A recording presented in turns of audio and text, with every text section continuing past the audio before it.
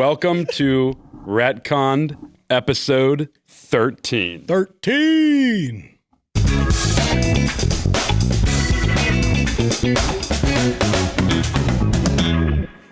Bang. Woo! Yeah. Yeah. 13 is our unlucky number. Or it's Unlucky. everyone's 13's unlucky number. Except for Taylor Swift, right? Isn't that a thing? Oh, it's an unlucky number? I thought 13 was a lucky number. 13 is supposed to be like the evil number or something. Oh. Oh, I thought it was 13 gallons of polluted Milk on air the wall, per mile. 13 gallons gallons of of milk.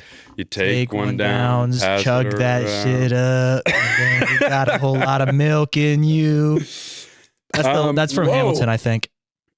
Today's episode, we are going to be covering 2025 releases. As you guys know, Right. we got started in July, Yep. whenever Superman, Superman Eddington, got released. Fantastic Four. Eddington? What? And And so we want to do just a quick little run through of 2025 as a whole and kind of, look at some movies that we didn't get to talk about, give like real brief, points of whether we liked it or not. We haven't seen everything. I'm still personally working through my list of 2025 releases that I didn't see. I'll probably share some that I haven't seen yet that I don't know if you guys have. But before we get into that, we thought we would talk a little bit about a beautiful film called Hamnet that we saw a couple days ago. We went to a nice 12:15 showing at the AMC Westchester. The best And- one in our area. the best one. I was Sponsor honestly quite surprised that it was still in theaters just because I think shit gets out sooner than later. Yeah. And There were Well, some how people many- in there too. yeah, there was It's some. like, Yeah, how we many weren't the only theaters people. do you think they're going to put SpongeBob Big Guy Pants in? Probably a lot. A William. I think Not it's probably Taylor Swift. because once you get to the end of December, there's not a ton that's getting out, and then also there's not a lot coming out in January. So it's I think it probably just stuck around a little longer. Either way, very very happy that we got to watch this movie Yeah. we together. watched Very it good. on the 5th. on the 5th of January. And it is Monday. currently the 7th? It's the 8th. Okay. But not doing the midnight thing, we're No, it is the 9th. okay. It was the 1 a.m. In classic Retconnd fashion, we are recording an episode Classic. directly after. So if you haven't tuned into our episode on Marty Supreme from Yes. last week with friends of the show, my girlfriend of the show, Mm. Maria and Noelle. And also, we don't like shooting at 1 a.m. necessarily. It is fun. So if you want to support the channel, just hit that little subscribe button. It's free. It's free. Or We that really like hope button. that you guys enjoy our content. Yeah, don't do it out of charity. This is if you actually genuinely like it. I like being able to sit down with my friends and talk about movies. Yeah. Yeah. It's fun. We'd like to do it more. You took some notes during the film. I did take some notes. Are they washed off with tears? Almost. Well, the first note is Hawk Tua, because there was a hawk in the movie. There was a hawk. Literally, my first note is Hawk Tua. Wow.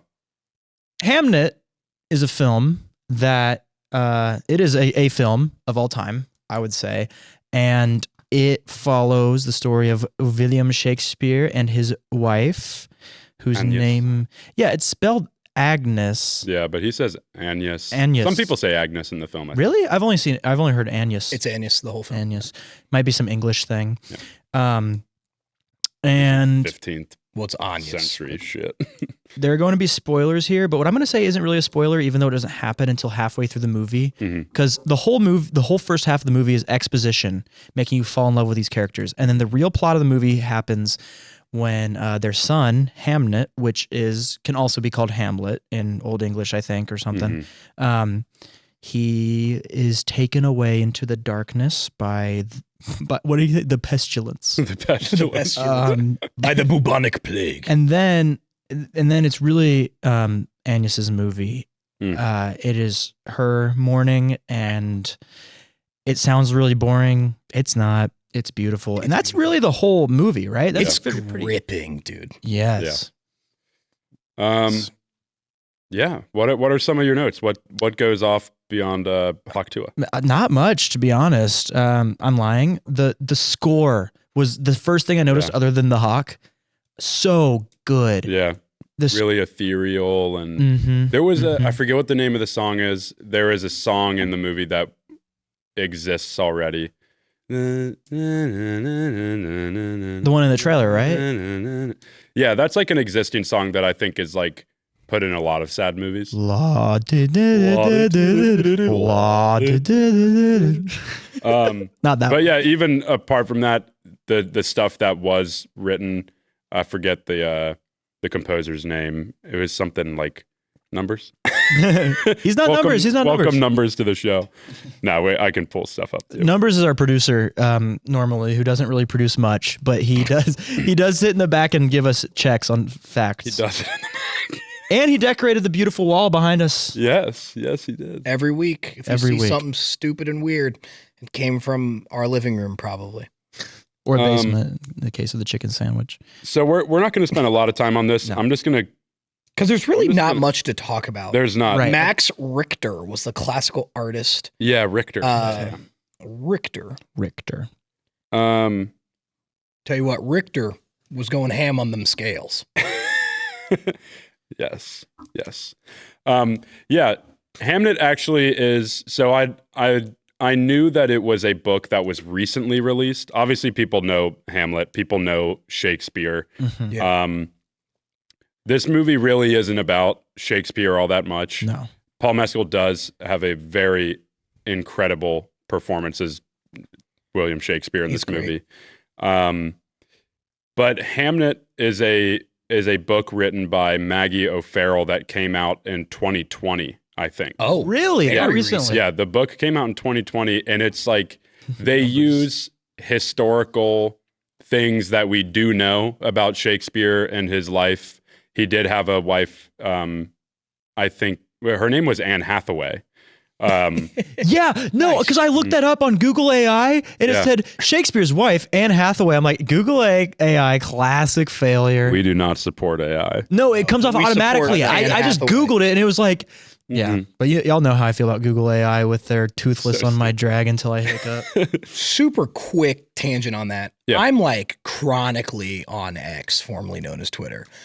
There is a genuine like portion of the internet that is convinced that Anne Hathaway is like chopped and never was like the most beautiful woman ever.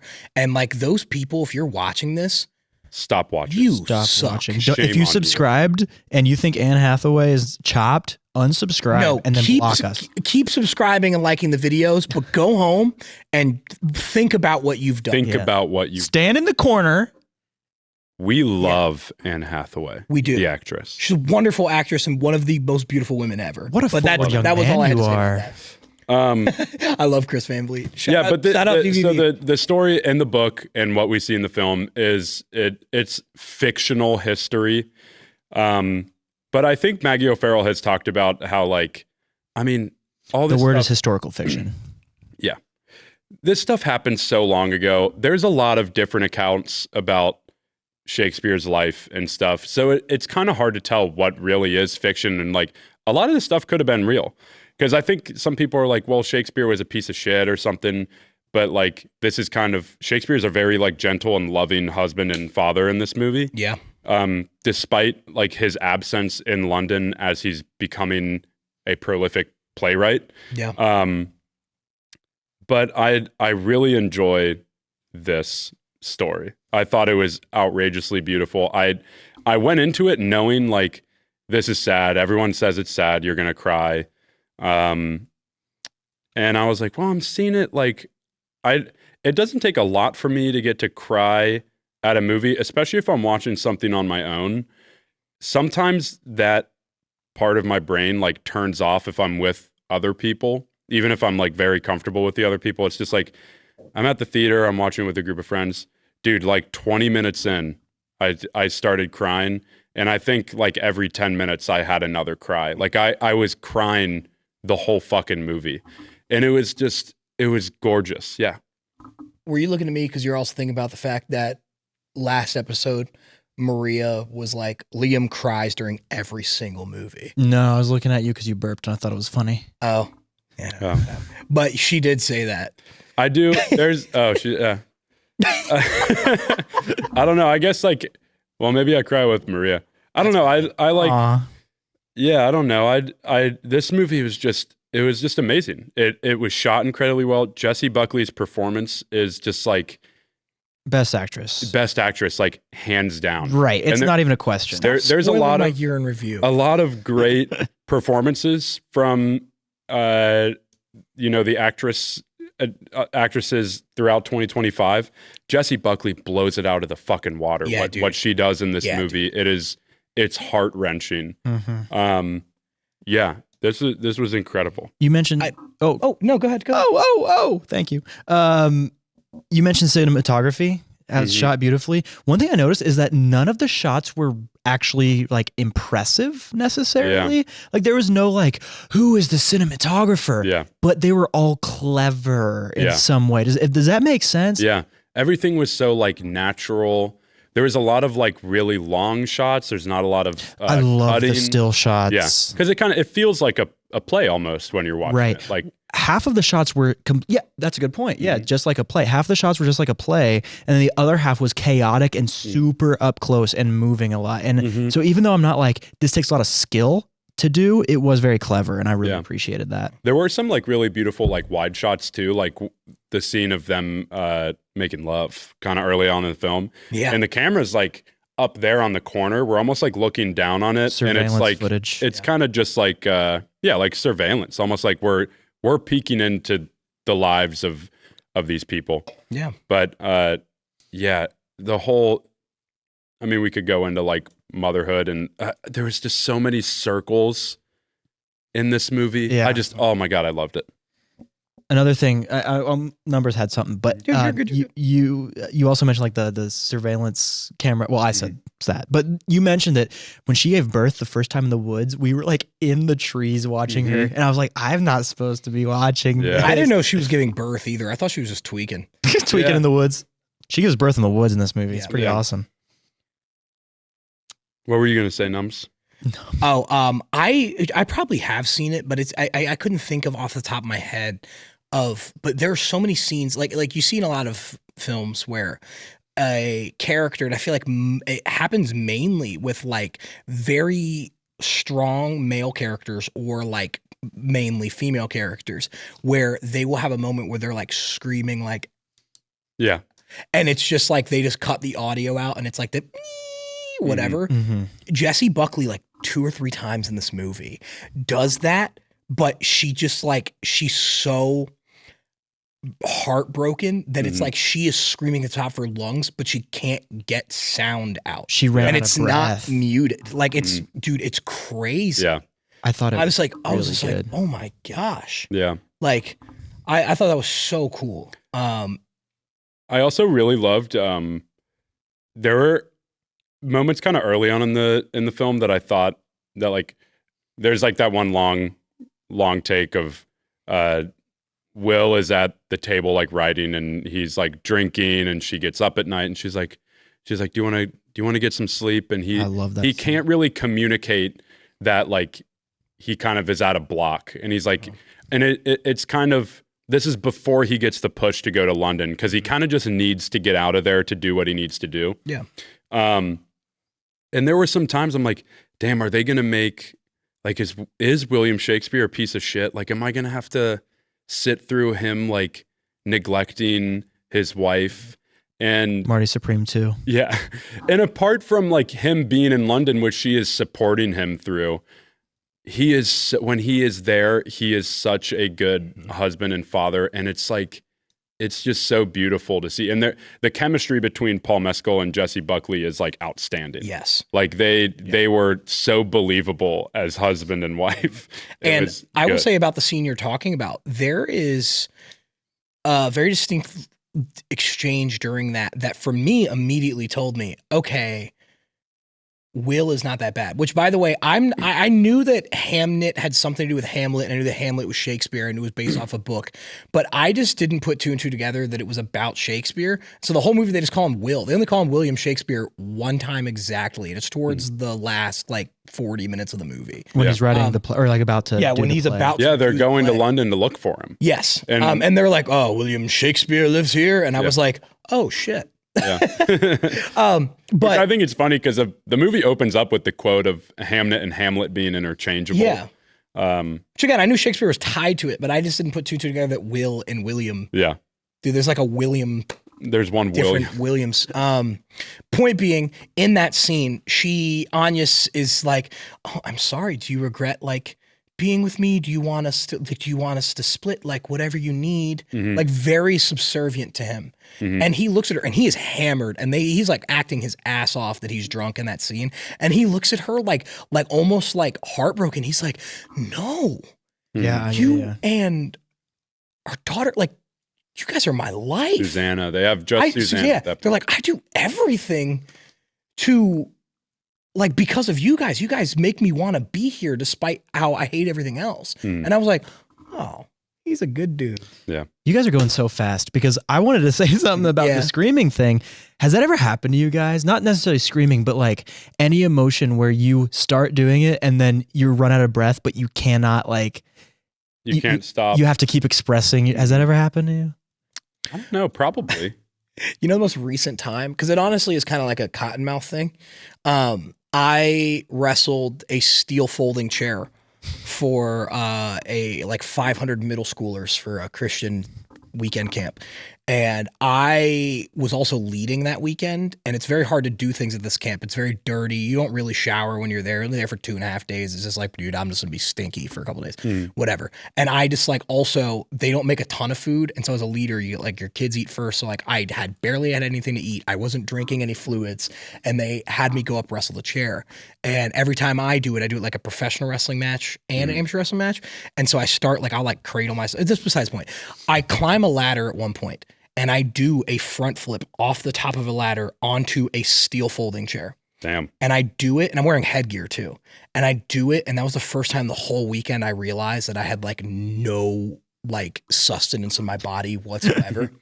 And I go to take the headgear off, and I had the craziest cotton mouth of I took off the headgear and I literally put my hands, because also it hurt. I got a little overzealous. I climbed too high, and I do this flip. Mind you, I also missed the chair, so I just landed flat back onto a mat on a stage, and I roll over and I take off the headgear, and I was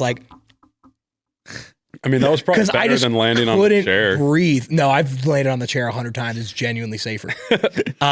Cushions your blow a little. Yeah. The metal cushions your blow. Yes. But yeah, that was probably the last time I felt that way. And it wasn't even a scream. It was just my mouth was so dry. It felt like I couldn't do or say or fathom anything. I was just See, that's not quite. It's not quite what I meant. well, that's because what I meant. I understand. What Jessie I'm Buckley tired. I have did, to work. she started crying, and then she wasn't able to do it vocally at first, and then she ran out of breath, and he kept going, complete lungs empty for probably another 8 seconds, or Yeah, it something was like crazy. that. I've had that before with anger before. I was and I just could not I don't know that I thought that was really a masterclass in acting, actually putting yourself in the character's shoes. How do you come up with that? You have I've to never feel it. seen you angry She's before, incredible. but I just pictured you with the smashing Hulk hands, No, ask Mandar, who was on our Wicked episode. Mandar. She's seen me the most angry I've ever been. She comes in up in my life. year-end awards. Oh, okay. Also, and then another thing, you were talking about that scene with the drinking and that you said he couldn't put it into words. I call that the "I lost my way" scene, because that's the one. That's when he finally figured out. He goes, "I lost my way," and that was the end of the conversation. Yeah. Masterclass of acting. Oh my god. Which the point of that scene is that he's having writer's block, but also he just really hates his dad. Yeah. And I really, really, really love the choice that you never see his dad again after the scene where he's don't ever talk to me like that again. Yeah. Because there's even 30 minutes later when Hamnet is born, he's growing up, he tells Hamnet, he's I'm going to London. Do not interact with your grandfather. Yeah. We literally don't see him again after that first scene. I actually thought that was super great. Yeah. As almost like dad was like, sounds good. And he's like, he's fucked just off. nothing like his own father. Yeah. And yeah, he just played a loving dad so well. And like, again, it got me when in that same scene when he's like, I'm going to London, and little Hamnet is like, he's like, when do you leave? He's like, tomorrow. And I was like, dude. And then he's like, will you be brave? And then he kind of like smirks a little. He's like, will you be brave? You get Yeah, it's just, man, it was so good. And I mentioned the there's a lot of just like circles and connections in the movie. And like, early on, Anya says that she will die with her two children at her deathbed. Mm-hmm. And then at that point I was like, well, somebody's going to die. And I didn't know anything about the twins. Mm-hmm. And so honestly, it kind of threw me for a loop during the first birthing scene when Hamnet is born. And then she gives birth to Judith. Because I mean, they don't fucking know back then when you got twins. So you're like, oh shit, there's another one coming. And also in that same scene when Judith is born and she is not breathing, I was like, oh my God. I was like, is this the one kid? I don't know what the proper term would be for the midwife taking the baby. She's like, she said, give me my baby. Is it midwife? I know that they got a scary name sometimes. I don't know what a midwife. You know the scary name that I'm thinking of? It's like Gargamel. Yeah, it's like Gargamel or like Begonia or something like that. What do they call him? Marty Supreme. It starts with an M, I think. Marty Supreme. Mothman or something. I don't know. Numbers. But yeah, then we get the, she is holding Judith while she's not breathing. And she, like, in this moment, it's almost like she's not even caring about Hamnet. It's like she is fully focused on Judith and her hands. And you hear Hamnet kind of breathing off to the side. And then you slowly start hearing Judith. You can kind of see her move, and she literally comes to life. Yeah. And then you get, the scene with Hamnet and Judith, years on, when Judith, who just is, I believe it's just insinuated that she has like a weaker like immune system. Right. And Yes, because she was dead. Yeah. And it's almost also subplot, not even a subplot. It's just like loosely spoken on and shown more than told. Mm-hmm. But that Agnes has some sort of like nature like connection with people. And so it's like when she's Judith like a forest witch. Yeah, is what they say call she's the daughter of the forest witch. Mm-hmm. And like Judith is born and they're like, well, she's dead. And they grab him. They're like, peace, dude, we'll throw her away. And she's like, give me my fucking baby. Mm-hmm. And she takes it and it's like she's touching it and she's like treating it like it's alive. And then it just comes to life. And so I think, and it's also insinuated because the reason why the family doesn't move to London with William is because she's like, Judith is just like, is immune or is like less whatever. She's more she's not strong enough. She's not yeah. And so yes, she gets the bubonic plague. She has the big old bumps on her neck. The pustules. And I'll again talk about this in our year in review, but Jacoby Jupe, that's how you pronounce his name. I looked it up. Is one of my favorite movie scenes ever. Yeah. And then a little This side kid is note, but 12. Noah Jupe plays Hamlet at the end of the movie. Yeah. His older brother IRL plays him at the end of the movie. Oh, cool. Isn't that cool? Yeah. The word is doula, by the way. Oh, doula. Okay. Doula. Doula. Scary. I also took that the birthing scene because they don't let her go to the woods. She's like, I need to step out. Me and off. Emily Watson is great in this movie too. She plays Will's mom. And they kind of have this like, maybe vendetta is not the right word, but something kind of against her witchiness. And they're like a Catholic family, or like they're like a Protestant family, very, very like religious. And she's not. She tells her that like, when my mom died, this is Agnes, when my mom died, I swore that I would go to church, but I would not speak, or she says something like I wouldn't speak in that. I won't say a word. I'll go to church, but I won't say a word. Yeah. While Yeah. I'm in the That was But I gas. think her not being allowed to go to the forest to give birth, Yeah. it was almost like she was cursed at that point. Yes. Like Yeah. she's like, I'm being stuck to this, and like that is what leads almost to, you know, Hamnet's death. Yeah. But I have one thing, and then we got to move on because numbers has to go. yeah. And then I mean, you guys can talk about it for a second too. But not only was this so touching, and like I loved it because it was so touching, but technically it was also fantastic. We already mentioned score and cinematography. Did you notice the color disruption in that movie?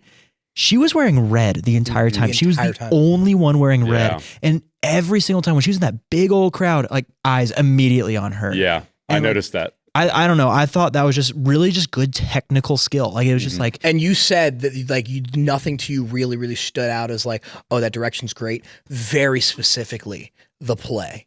Fantastic, dude. Which, sorry to cut you off. No. That was all I had to say. Just the color disruption. Like I was very impressed, but you don't really see that a whole lot. Yeah.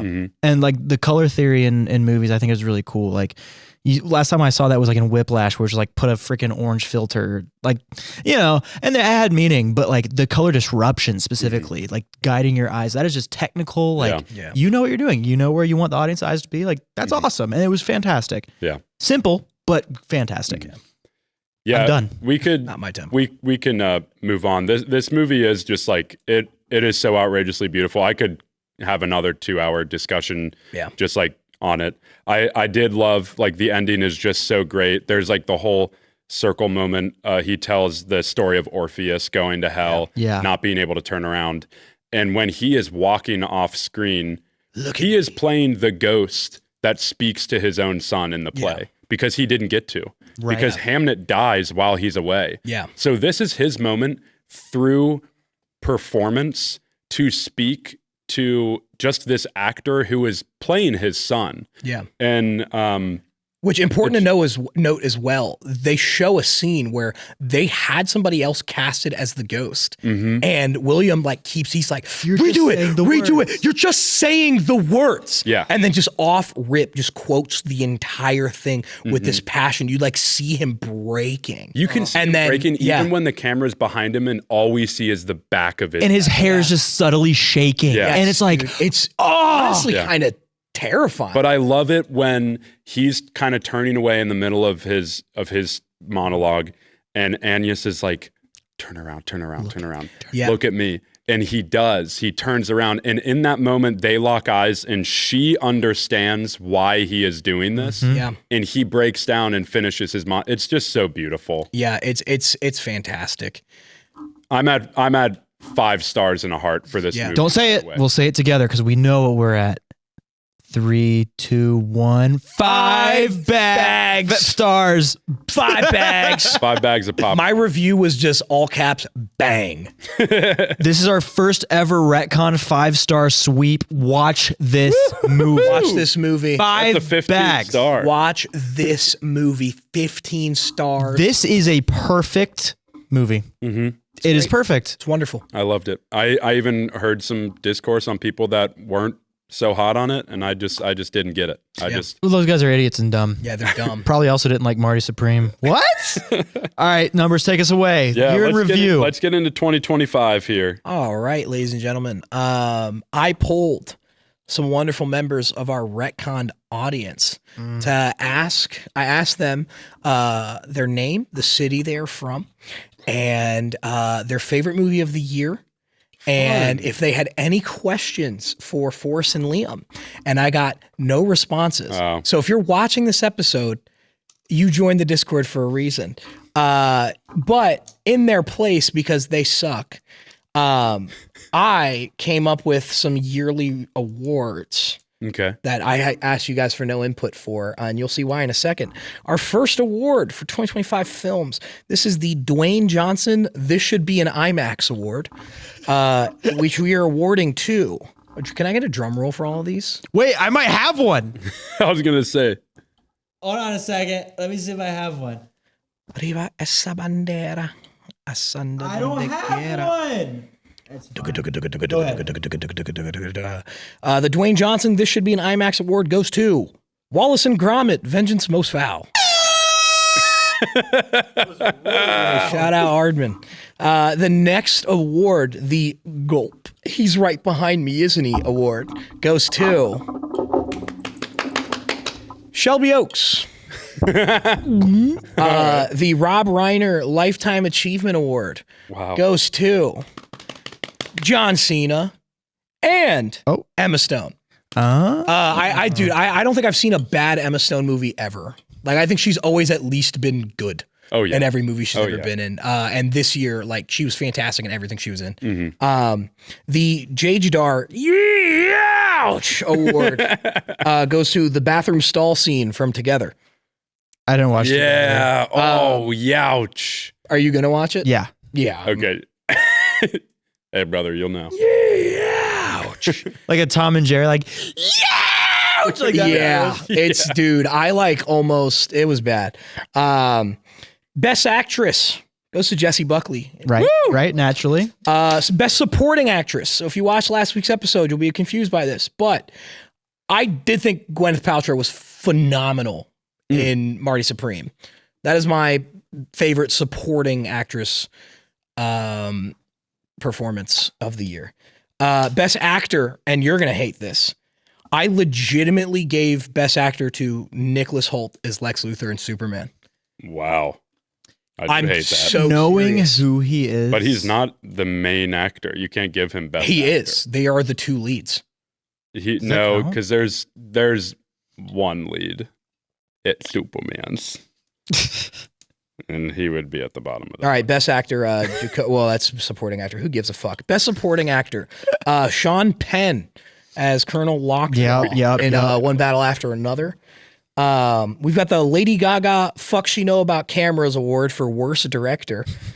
Rich Lee in War of the Worlds. Okay. One of the worst movies I've ever watched in my entire life. Wow. We've got the I'm Your Huckleberry Best Quote of the Year from Hamnet. Take my life, I give it to you. Hamnet saying that to Judith. I was in dude, oh my gosh, it was wonderful. And then our final award, we have the Norm Macdonald, I'm not saying it's the funniest, I'm just saying a lot of other moments are looking pretty nervous right now, award for funniest movie moment of the year. And that is Brian just being Kyle Rittenhouse the entire time in Eddington. Dude, I didn't see it coming at all. And then that reveal, I was like, I almost crashed the van this morning. I was crying laughing. Oh man. Oh, so good. Yeah, those are my yearly awards. Awesome. That was awesome. Yep. That was great. Thank you, Numbers. Oh. And no thanks to our community on our Discord. Mute this for a second. Yeah, so you just edit that out of that. Yeah. But I thought it'd be funny to share with you guys. But yeah, Numbers just said some insensitive stuff. I would have thrown Jacob Elordi's probably my supporting actor fave. I still need to watch Frankenstein. Didn't see it. Is Frankenstein the supporting actor in the movie Frankenstein? Well, I guess Frankenstein. The creature. I would say the creature is the lead. Yeah, I just realized. Or the creature is the supporting, and Oscar Isaac. I don't think Oscar Isaac's going to be nominated for Best Actor. Moment of vulnerability. Yeah. Here, I was trying to make you sound dumb, but then I just remembered that Frankenstein isn't the name of the creature. Yeah. So now I just sound like an Yeah, idiot. okay. you dumb idiot. His name is Frank. And this is his Stein. Yeah. Stein. Stein. Where do we want to pivot from here? Let's just go through. Numbers says 22 minutes. All right, Numbers. Numbers is going to give his rankings. Yeah, give us your rankings. Before we go, then me and you can go through the releases that we missed. Yeah. How many movies that released in 2025 did each of you watch? I have 40. I have 49. Holy shit. Guys, I have an absolutely staggering 18 films. Okay. That's a lot better. I mean, 18 films from the year for, not even the average moviegoer is probably at like 4. You know, the first movie that released this year I saw in theaters was July 7th. I didn't go to the theater to watch a movie until Superman came out. I had no interest in anything but Sinners, and I don't remember. I think it came out around my birthday, and that's why I didn't go see it, because I was doing a bunch of stuff all those weekends. Sinners came out mid-April. So I was doing something for my mom's birthday then. I thought it came out in March. Oh. Well, you're wrong. Well, also, April was like WrestleMania, mom's birthday, and Easter. Yeah. So I probably was just like, I'm not going to watch a movie named Sinners. Fucking Jesus Rose. That's a good point. That wasn't a joke. I love God, to clarify. Well, it was a joke, but it wasn't. It was a joke, but it wasn't insensitive. 1 Timothy 4:15. We're shooting this in a church. We are shooting this in a church. Crazy. Thank you, Jordan Pelfrey. Thank you. All right, Gordon number Belford. 18 in the numbers. 2025 ranking for movies that released Why in don't this you year. blaze through 18 to 11? Oh, maybe a sentence for each movie. Unless there's any that you're passionate then your about, top 10. about how bad I mean, they the are. ones that I'm passionate about, I either talked about them on the podcast already or they're at the top of the list. You can do a little Let her rip. rip, baby. Number 18 is War of the Worlds.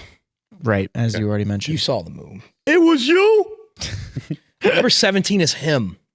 Because Go check out episode 4 of Who Retconnd. knows, bro? We talk about Him. Just look up retconned him, and then when it autocorrects to "Did you mean retconned?" you say no, I meant retconned, and then it'll show up.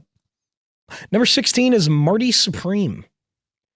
Number 15 is Friendship. Yeah. Number 14 is the Here Bro Damn Oscar nom for Dwayne Johnson. Not Jumanji. We're talking about the Smashing Machine. Not Jumanji. Not Moana either. Yes, my favorite 2025 release, Jumanji. Number 13 is a Netflix animated movie called In Your Dreams.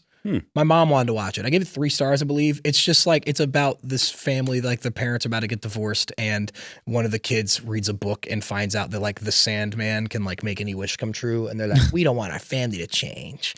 And it turns out the Sandman's evil and stuff. It's just like a fine kids movie with like a decent message. The message is like, hey, if your parents are getting divorced, probably not like your fault. This adult sucks sometimes. And I was like, oh, that's cute.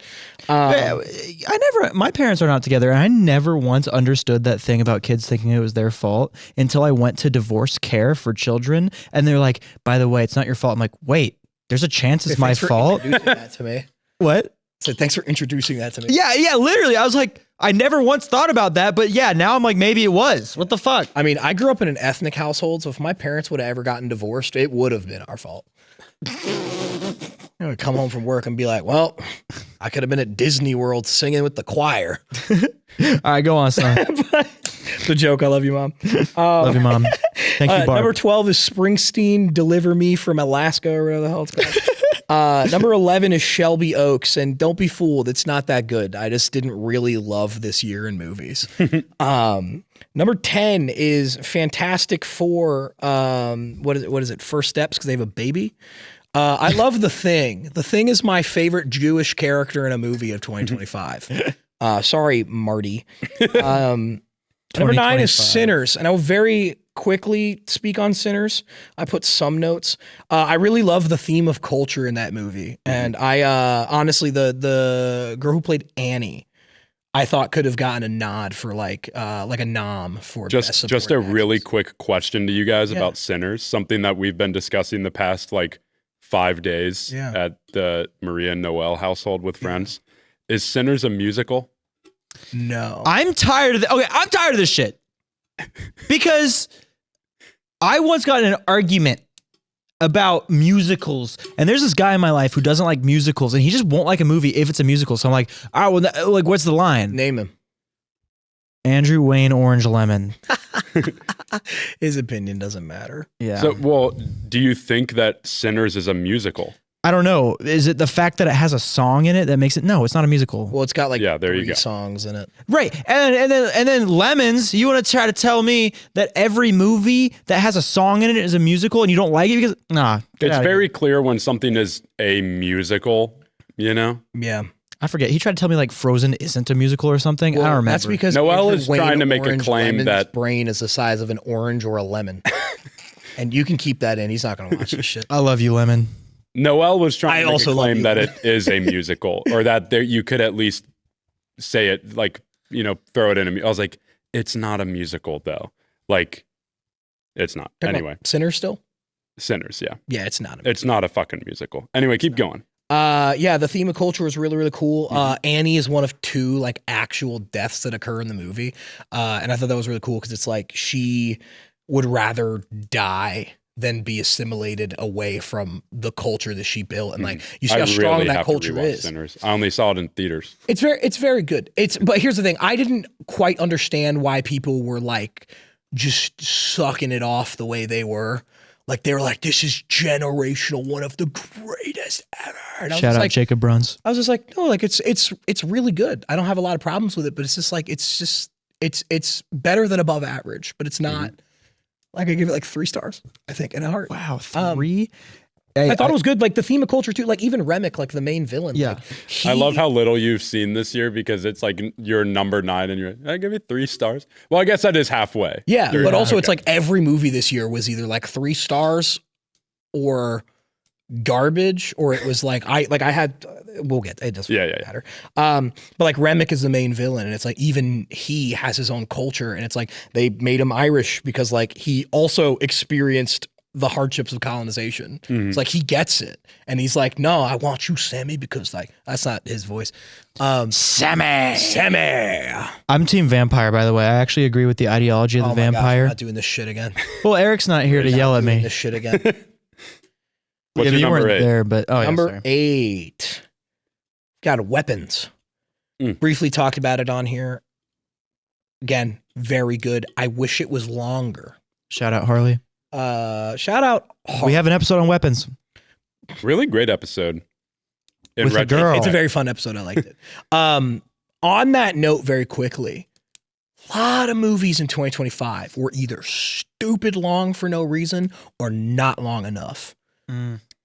I don't think Weapons should have been longer. I would have been fine if it were longer, but I'm perfectly fine with the length that it is. I think even 10 more minutes would have benefited it greatly. I agree, but we're getting a spin-off, which I'm okay with. That will cool. help. Yeah, we're getting an Aunt Gladys. Aunt Gladys Hell yeah. show? But that will be after Kreger makes a Resident Evil movie. Yes. Which is going to be really with cool. James. Fuck yeah. James. James. James. Number 7 is Together. I also want to get into that very shortly. No spoilers, please, or I could No just leave. spoilers. No, you're good. I kept it very simple. I was genuinely terrified watching this movie. Yeah. And I was uncomfortable. And I compared it to Terrifier. Because Terrifier is like, you've seen me watch that movie. I'm like, I bring a beanie to watch those. And I cuddle up next to you and you're like, it's going to be okay, baby. Are you brave. going to be brave? You never treat me. You make fun of me when I'm scared at horror movies. Well, That's because you're a grown man. Okay. Yo, what are you? I'm a little baby. Aw. Wah, goo goo gaga. Terrifier, as much as I hate the gore, and I love horror movies, but like, they're very like cartoonish. Yeah. It's like, dude, he cuts that chick in half pussy style, Yeah. like the long way. And it's like, that's like, ugh. This movie, I was literally like, that could happen to me and I don't like it. I don't like girls anymore. Like I was like terrified. And I thought the performances were great. I briefly mentioned this with Forrest earlier. It's not really a spoiler, but like the fact that Dave and Allison Brie are like actually married in real life. Yeah. And they both like had me convinced that they hate each other. You're a big Community head, right? Oh, I love it. Give Yeah. me some more time in the Jeep. Shout out to the and Russo brothers. I also put, it's a bit tropey at times, but it's not detrimental at all. Like, oh, dude, the movie started and I was like, you're fucking kidding me. He's a on the rocks musician. Just trying to find my way, man. But yeah, I thought it was really good. I think I gave it 4 stars and no heart. Because I never want to watch it again. but it's really good. Also could have benefited from being longer because the ending feels rushed. But did you Yes. like it? Yeah. No, I didn't give. Well, yeah, I liked it, but it's not like a heart. Okay. That makes sense. We have different, I think, rating criterias for hearts. Yeah, because you're pretentious and I'm just a fucking guy. No, if I like it, I give it a heart. It's I'm- simple. Shout out, just a quick interjection. Shout out our friend Sama. I think we should have Sama on. Yeah, the show. dude, Sama. Sama is in a similar position. I think unemployment might be getting to him a little bit. Hell yeah. He's been having a crazy letterbox arc though. I know Sama. Like- Sama just followed me on Letterboxd Yeah, the other he's day. just been logging shit in, watching like a couple movies every day. And like Sama has like, I love his opinions on movies. Yeah. It kind of how I feel about you. It can be really unpredictable, and sometimes he won't like something. Like I don't think he really vilified Eddington a little bit. What? Oh, right. we'll And I get was into like, that. Sama. But he was asking today how Jacob and I decide when something gets a heart. And I was like, you just got to know, bro. Yeah. I was like, honestly, I give a lot of stuff. It's like Diet Coke. You just know when it's a Diet Coke movie or a. Yeah. I told him it's more of when I don't give a heart that it's like most things I give a heart. Right. But if I don't give something a heart, it's like, wow. Yeah. Anyway.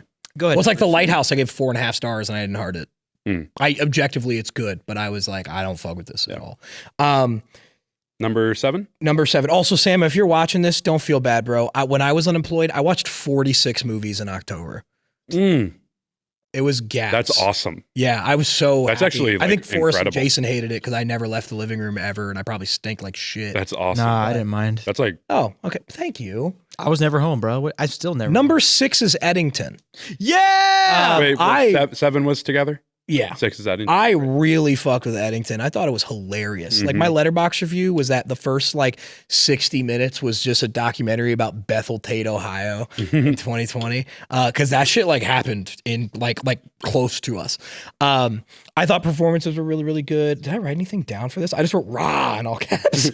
Eddington is a movie that I personally think gets much better every time I watch it again. Me too. Actually, Every time I am rewatch it, I like it even. going to pull up my Letterboxd review because I remember writing some crazy shit because I was tweaking this morning. I put Eddington, New Mexico, more like Bethel Tate, Ohio. Hey, yo. Joaquin Phoenix penis jump scare. The penis itself wasn't what took me off guard. It was the hood it was wearing. Hey, yo. Uncircumcised penis joke. Kyle Rittenhouse. Pedro was great. If aged MILF Emma Stone told me something I did made her upset, I would drop it right there. Anything for my muse and my flame. Emma Stone, more like Emma, please be my wife. Hey, yo. Am I right or am I right? Finger. You know you disagreed with me. Exactly. That was one pair. That's awesome. Guys, I was tweaking this morning. I haven't slept in a while. I forgot that you got to see Joaquin's Phoenix in that. Yeah. That was Dude, great. it works for every name. I said tech company named after shiny Magikarp, #based, #heyo. I want to see Austin's Butler. Dude, yeah. I saw Sydney Sweeney's. I'm going to just keep talking. I have to leave Anna. I understand. I had so much fun, if you can't tell. I can picture the thousands of people across the country storming out of the theater, both lib and con. What was that for? Eddington. Eddington, okay. It brings me joy. If you were offended by this, then it means you're a stinky little bastard. I only slept 2 hours last night before work. And then the last line, it says, also, this movie high-key hates white women. #not based. #but kind of based. That was my Eddington review. It's very good. Watch it. I wish there was more Pedro. He was hilarious. Number 5 is Superman. I did want to talk about this because I declined the original episode of Retconnd because I was like, podcast, what are you guys, fucking losers? Little did I know. But basically, to sum it up, my thoughts, I didn't put the Superman shirt on, but I brought it for this. I've been a Superman fan since I was a little boy. Well, I was always a big kid. I used to like cookies.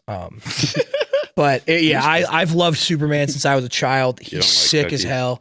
And every Superman movie before this is just like Superman's just like super one-dimensional. Like he either only loves Lois. He's like a PSA about doing the bare minimum. Complete joke with no emotional depth. A complete robot with no emotional depth. Mythical legend of sorts with no real sense of care for the deeper issues of Metropolis or the rest of the world. And then like Man of Steel convinced people for years that Superman was literally like just straight alien capable of nothing but murder and like sex, but he is capable of that. But this ruined it. Like it ruined the characterization of Superman in every form of media but the comics. And then even in the comics, they were like, people hate Superman. We should just make him evil. And people were like, hell yeah, bad Superman. Like I wrote a 40-minute YouTube video essay about this. And it'll probably never see the light of day. No, we'll make it happen. We'll make it happen. Maybe not the original medium that we wanted it to be, but we'll make it happen. We'll make it happen. But besides the point, I fucking love Superman. And I said for years since Man of Steel, because it literally ruined him. I said for years, I just wanted a Superman movie where Superman is like, hey, I'm an alien, right? But I was born and raised on Earth by humans as a human for 20 fucking years. He's human. That was it. And then like that movie, like the whole thing. Yeah, it's a little preachy. It's not about Palestine and Israel. Not at all. James Gunn swears up and down, dude. Because he fears for his life. Yeah. It's very direct. Like it literally, like I was in the theater, like I almost stood up and was like, fuck yeah.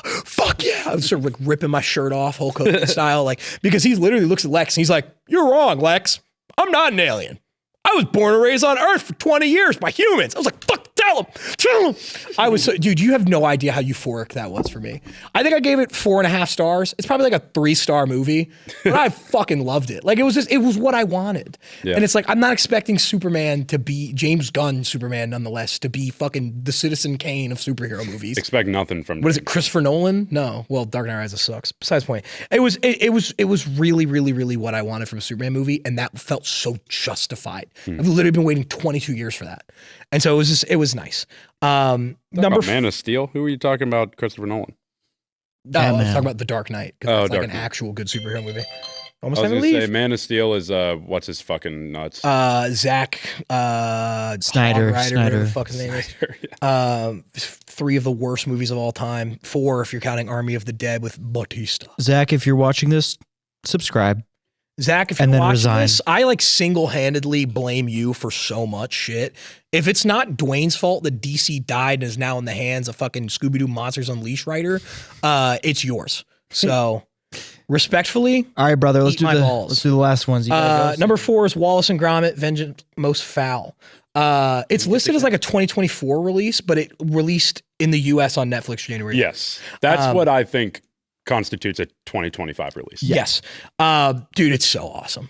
Yeah. It's so fucking awesome. If you I haven't seen watched it yet. I really need to. It's I love so Wallace good. and Gromit. Dude, and Feathers McGraw's. I don't like fucking 11 from Stranger Things, so I didn't watch Wallace and Gromit.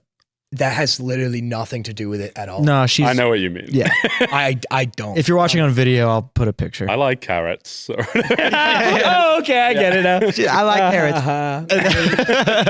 Melee. Number 3 is Hamnet. Roof. Great movie. Good film. 5 Got me up and about it. And twerking and shit. I already talked about Hamnet. That was another one I want to talk about. Okay, yeah. And then I don't need to talk about anything else because number 2 is Begonia, which we Beautiful. talked about on the it was like kind of the OG numbers corner because I was just like, I really want to talk. Well, it was Smash Machine, but like, I just really want to talk about Begonia because it was awesome. It was probably the most fun I had in a movie all year. It's so fucking good. If you haven't seen it yet, it's on Peacock. It's streaming. Dude, I will give you my login if you don't want to pay the $5. Comment and ask for numbers login. Yeah, as like you guys got Put your only got. password out publicly. Anyone that wants to watch I it. don't even care. But like, dude, I mean, I'm only gonna have the account for another month. WWE just got removed from it, so that's just about to get canceled for real. And then number one battle after another. I think it's. I think when I rewatched it when it hit HBO Max, I think my review was I was like, this will go down as one of the greatest movies ever. It's so fun. And I genuinely believe that. It's perfect. And I've even changed my mind on the Sean Penn thing. Yeah. He comes out of the wreckage and I'm like, I'm so glad you changed your mind. I'm like, hell yeah, dude. I'm like, this dude will do anything for the love of a black woman. He's like Marty, bro. Real champ. That's my Marty Supreme. That's my boy. Sean Penn is my Marty Supreme. But Sean Penn's not evil. I'm joking. I'm not going to get into all that shit. But that is my year in review and ranking. Beautiful. And then I forgot this award as well. Award for my favorite episode of Retconnd of the year, excluding ones that I was a part of. The Smashing Machine episode with Betsy. Shout out So Betsy. good. Dude, shout out Betsy. Like, genuinely the good. Have we shouted out Betsy every episode since she's been We on? might Yes, that's how fucking good the Smashing Machine episode. Betsy, come back. Yeah. Betsy, come back. Betsy, come back.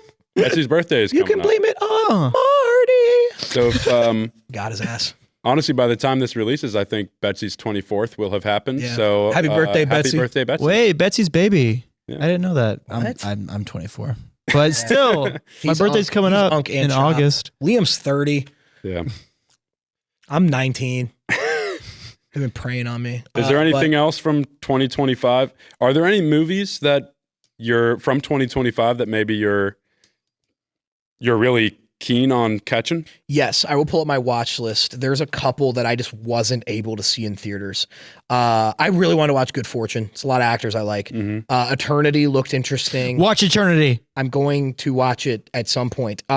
Running Man, I've talked endlessly on this podcast about how much I love Edgar Wright and Michael Cera. And I haven't caught Running Man yet either, so we can. But I'll have to go see it. with you. I'll watch it with you boys. Phoenician Scheme, which is weird because I used to live with a guy named Jack. Shout out Jack. You're never ever gonna watch this. Jack and I used to have beef, and now we're lovers. Yeah, high key. But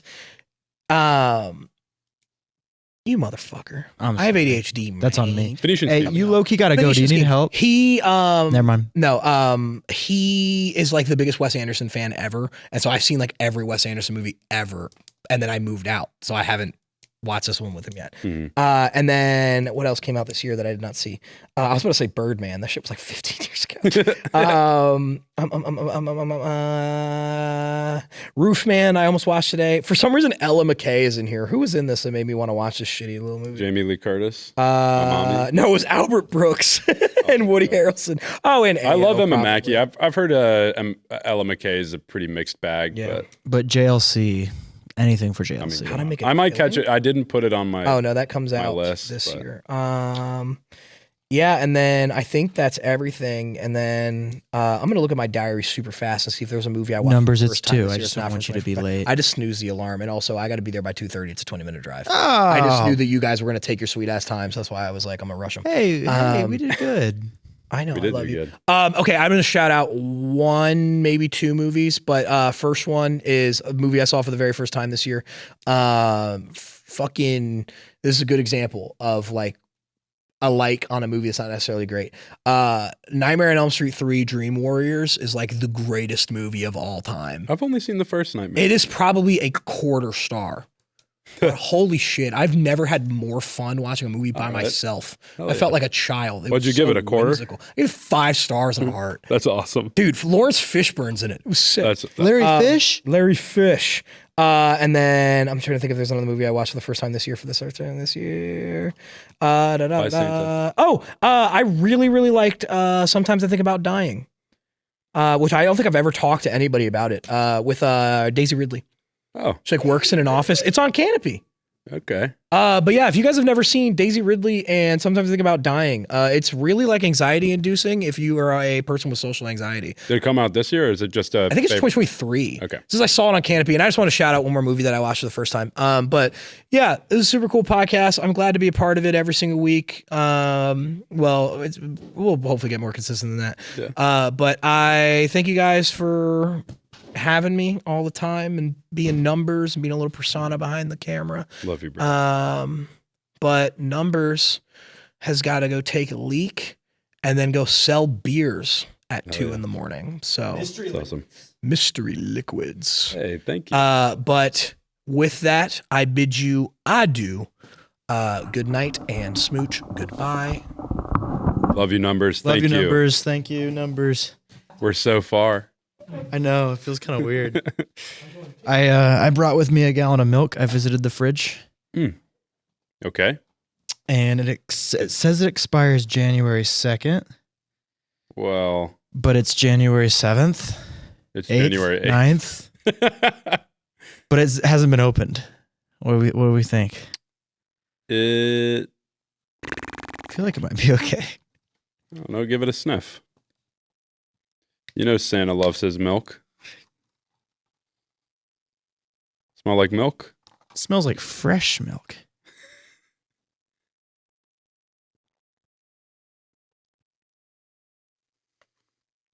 I will not be having any more of that. Is she a little sour? It tastes a little bit like grass. All right. I don't think that's what milk is supposed to taste like.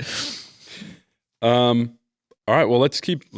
Ooh, that was bad milk. Yeah. That was not good milk. No. And I had 3 swallows.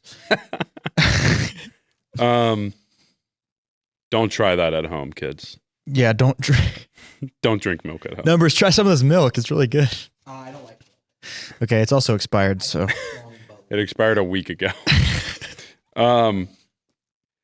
Yeah, let's keep going through 2025 releases. We'll get into. I'm cool with just doing one at a time. However we want to do this. Do you want to kick things off?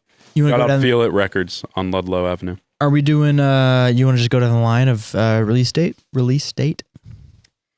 Yeah, but before we do that, I'm gonna give my quick list of movies that I really want to watch. These are on my list to watch that I've been really trying to blaze through January before like award season really kicks off. These are movies that I have not yet seen from 2025 that I plan on watching. This has nothing to do with like priority or not. These were just on my mind. Avatar 3, have not seen it yet. Will be seeing it this week. Huge fan of Avatar. I'm gonna love it. Urchin, Harris Dickinson's directorial debut. Very excited about seeing that. Bye numbers, love you. Next I have Train Dreams, which I watched Christmas Eve, like the first 10 minutes. I got home from Marty Supreme. I was like, I'm going to knock out Train Dreams because I'm at my parents' house. I can watch Netflix without them being Netflix. Fell asleep. Need to catch that one. I have Sorry Baby, Sentimental Value, No Other Choice, Running Man, It Was Just an Accident, House of Dynamite, The Secret Agent, If I Had Legs, I'd Kick You. I heard that one's good. Yeah. Blue Moon, History of Sound, Keeper, Pillion, Resurrection, Ballad of a Small Player, Dead Man's Wire, Warfare, Black Bag, Big Bold Beautiful Journey, and The Mastermind. Wow. That is my short list of movies from last year that I will be watching at some point. January is always kind of like my catch-up month. But yeah, so you want to go through the 2025 release schedule first, and then we can cut to our lists? Yeah. All right. 100%. And also, like I said, I didn't say this on camera, but I started writing down like every release, and then I got tired of doing it, so I only wrote down the releases that I watched. So I will just tell you the month, and then if I forget anything, you can just let me know. Okay. So starting in January, because that's the first month of the year. January 2025. Of 2025. I do have a few that I crossed out because I thought maybe you might have watched these. Wolfman, you saw, right? I did. What'd you think? Whoa, honestly, did you hear that? In my throat? What was that? That was week old milk in there. Wolfman was kind of fun, actually. It's really not good, and it really just gets bad about halfway through. But the kind of setup, and there was some stuff that I was really digging with like the vibe, but really not that great. I just clicked on it. I gave it 2 stars. I watched it actually somewhat recently. I watched it back in August. Some fun bits, mostly mediocre bits. Great effects. Did we need the dad origin story? Just put them in a cabin with a werewolf outside, and the movie's already awesome. I wish the design was cooler.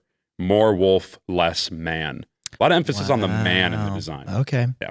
I didn't watch that, but that was one of the ones that I wrote down and then decided not to write them down anymore. You know, the next one I have written down here is actually Flight Risk with Marky Mark. Now, I didn't watch that one. I kind of did, though, because I was watching Presents with my good friend Jack Dixon. Shout out JD. I was watching Presents, and then I saw there was a showing for Flight Risk right after that. So I bought my ticket. I walked in, and then I realized I didn't want to watch this shit, so I left. That is hilarious, actually. I also have no interest in watching that. Yeah. I literally walked in, sat there for 2 minutes. I'm like, what am I doing? I just went home. Yeah. If there's anything from my short list that I missed, I might have glossed over it, but I kind of went through everything. If I had no interest in watching it, then I didn't put it on there. I mean, Flight Risk, Mel Gibson, it's got a 1.9 average on Letterboxd. Right. Now, did you watch Den of Thieves too? Because I feel like you, of all people, I did not watched it. But I like the first Den of Thieves movie. Okay. Is the first one the one with the skeleton that was asking the questions, or is that the second one? Probably the second one. All right, for sure. Presents, though, actually is not on my list, but I do kind of want to watch that. That's on something now. It's on Canopy. Who cares? It doesn't matter. Presents is not good. That was the first movie that I watched in January with JD, and didn't really care for it. I'm not even going to give like a whole overarching thing unless it's something that stands out. Second thing I have is Dogman. Dogman. Kind of like I see Wolfman. Dogman right here, right before Companion. Did you catch Companion? I didn't. It was okay. Okay. I know some people really liked it. I thought it was pretty good. I gave it 2.5. I actually really love Dogman, to be honest. I gave it 2.5 with a heart, though. Okay. Dogman was cool. I said, do they have a Kaylee Spaney model? Dogman. This looks fun. Captain America: Brave New World. Wow. Did you watch that one? Yeah. Did not catch that one. Yeah, it's okay. You don't have to. Wait, The Monkey. Did you watch The Monkey? I did. And sorry guys, I really dug The Monkey. I think it kind of beats a dead horse a little bit. It goes on a little bit too long, but I thought it was really fun. I did not really fuck with Longlegs. I didn't think Longlegs was great. But Keeper is on my short list. That's Osgood Perkins' most recent movie that came out at the end of came out in October, or no, it came out in November. Monkey came out earlier in the same year. And I thought Monkey was pretty fun. I thought he got the tone just right. There's some really fun kills, just like back to back to back, like really unique, That's creative what I hear. kills. And yeah, if Longlegs was like the stupid, boring, pretentious bullshit, Right. Monkey was kind of like a fun, like, let's be a little silly. Oh, okay. Good for him. I'm proud of him for like not thinking too highly of himself and just having some fun.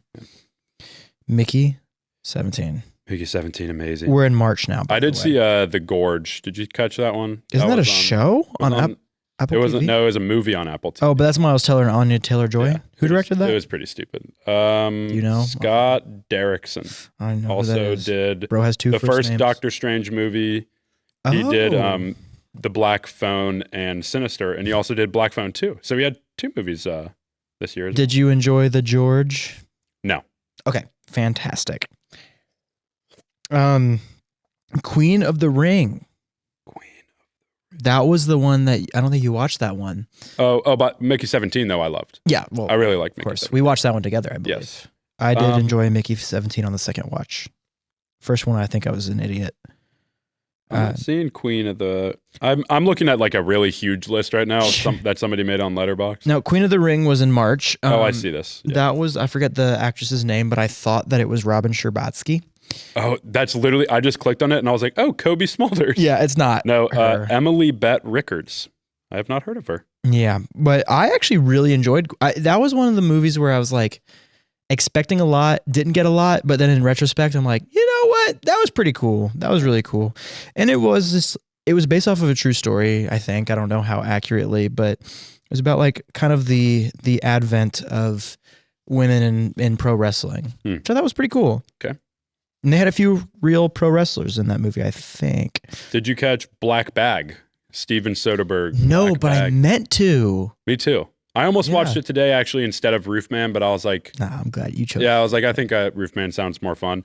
It has pretty favorable reviews. I have some people that have it kind of mid, but I have a lot of people on here that really like it. I have like a handful of 5 stars, a lot of like 4s, 3.5s. So I'm excited to check this out. Steven Soderbergh is great. His like more recent stuff I've not been a huge fan of. Like I think Kiki is like a horrible movie. But it could have been like it could have been a COVID thing. It came out during COVID, so it was stupid. Now, Black Bag, that was when I first got comfortable going to the movie theaters by myself. And so I was like, I need to watch every movie now that I'm okay with it. Yeah. And I just never got around to doing it. But I would definitely watch that one. But I think I was more enamored by the idea of watching a movie than the movie itself. Mm-hmm. So I'm not like itching to see it. Novocaine. We watched that one together. Oh, we did. It was me, you, and Korn. Corndwag was with us. Thomas. The enemy of Retconnd. I didn't watch the Minecraft movie, but I wrote it down. That dude, Novocaine was when. Here's my review. Good time. A bit all over the place tonally, some silly writing choices, but overall very entertaining. Also, high amber mid thunder. I showed up to the theater a few minutes late. It was very bright outside, so my eyes had not yet adjusted to the darkness as I was walking down my road to meet my friends. I sat next to a stranger, rubbed his shoulder, and said, "Bro, it's dark as fuck in here." And he said, "What?" That was Novocaine. That was hilarious. I remember that now so vividly. Wow. I didn't know that was Novocaine that I did that. Did you catch Opus? I didn't catch that one. That was a Iowa Debris like cult movie with John Malkovich. Nope, did not Probably see some that one. stupid A24 shit that didn't pan out. Yeah, that's all right. I'm in April now, by the way. Okay. I can't see the release dates when I'm clicking on these, but So I mentioned Minecraft. I didn't see that. I didn't know if we wanted to talk about that.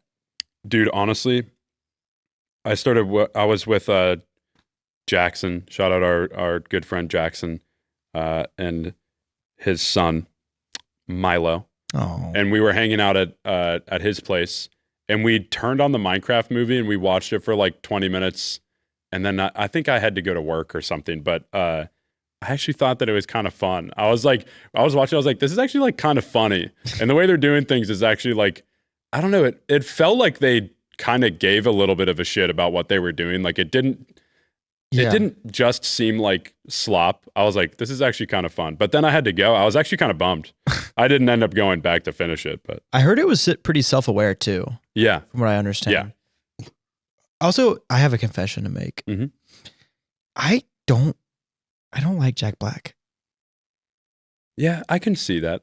I like Jack Black, but like I like him as a person, and like I get it. There's a bit, like it's a bit. We love when Jack Black is in a movie because he's Jack Black. Like, mhm. but like, can we just acknowledge it's a bit? Yeah. He's like, he's it is not a like good actor. when Jack Black is in a movie, like it's Jack Black. Yeah, it's like, yeah, it's Yeah. Jack Black, but like, let's just be real with ourselves. Let's stop lying to ourselves. It's just, yeah. But I do love him. I think he's awesome, and I'm guilty of that too. I'll see Jack Black's in a movie, like, yeah, Anaconda, which I didn't watch, but whatever. Sinners. Am I missing anything? I watched Death of a Unicorn. Did you catch that one? I didn't. Horrible. It is like horrible, Madam Horrible. It's like Flip it around. really towards the bottom of my 2025 list. It was Wow. just like really not funny, really horrible CGI, terrible writing. And this is when I was like, God, A24 just like they can put out some real turds. I gave that movie 1 star. Wow. Just not a good movie. Let me see if there's anything before Sinners that I caught. I don't think so. Okay, I see Minecraft. Whoa, Mogwai. I recently started watching the Gremlins movies.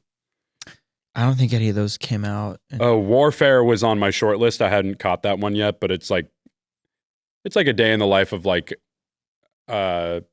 American soldiers in Iraq or something. It's Alex Garland. I knew it was gonna be freaking Alex Garland. I had love a feeling. I am an Alex Garland stan. I love Alex Garland. I need to rewatch Civil War because I think I might like it a lot more if I watch. I loved Civil War. Is one of my favorite movies from 2024. So yeah, I need to check out Warfare. That one's on HBO. I was almost going to watch that one today too, and then I decided. Okay. Sinners, great. Just Love a Sinners. good movie, and I still agree with their ideology. I don't. The care what you have Accountant to say, too? Eric. Yes, I didn't catch it. I watched it twice. I turned it on. Honestly, maybe Josh was in town and sleeping at our place, and we turned on The Accountant too. Because I watched The Accountant 1 and I was like, all right, there's some out of touchness a little bit. Sure. I thought it was so fun though, and I love Ben Affleck, and I thought The Accountant was like really a pretty great movie. So did not catch The Accountant 2, but you liked it. Okay, so I did not like the first Accountant movie. Okay. So my introduction to The Accountant was The Accountant 2. Mhm. Corndwag and I watched it together. And then we went home. This is when I still lived with him. We went home and then we watched The Accountant. And then the next week we went back and watched The Accountant 2 again. And it's way better, I think. Okay. I'll have to actually like sit down and finish It's not like good, Mhm. but it's so fun. Like so incredibly fun. And not really out of touch either. I think they addressed the topic of autism a little bit better Mhm. because people know what it is now. Yeah. Back then it was like, Yeah, it was just kind of like, what is this? Right. The What is kid's this? autistic. Yeah. So that's the end of April for me. What do we have? Friendship? Is that next? No.